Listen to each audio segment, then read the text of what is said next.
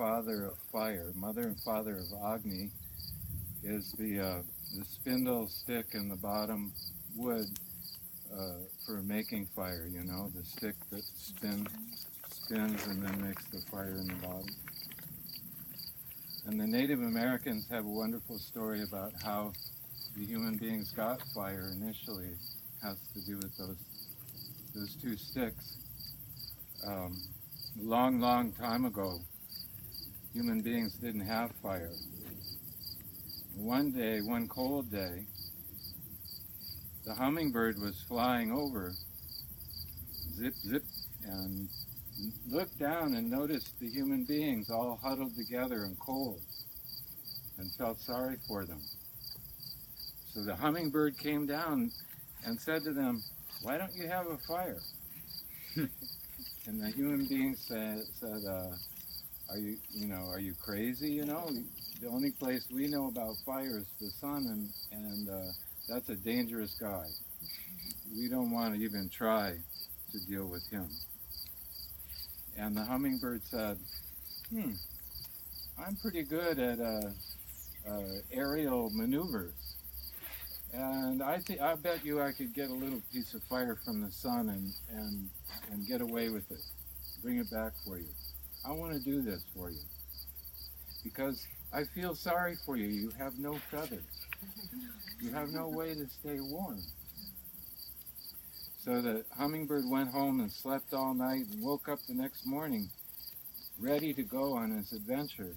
And he started to fly up, and he flew up and up and up and up. And soon he came near the sun. And the sun looked over at the hummingbird and said, "What do we have here? That crazy little guy, what does he think he's going to do?" And the tongue threw out a bit of fire at the hummingbird, and the hummingbird just went zip, zap, right around that fire. And that happened a few times, and the sun started to get pretty angry about it and was really getting riled up, and the hummingbird knew he had his attention, and he just zipped around to the back real fast and grabbed a little bit of fire and tucked it under his chin and flew down and down and down and down and back to the humans. And the hummingbird lifted his beak and dropped the fire into the hand of Old Coyote. Old Coyote was the chief of the human beings in that time.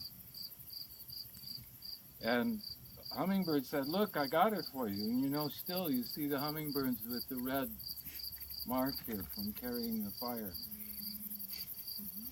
Old Coyote had the fire. It was only a little bit of fire, but enough.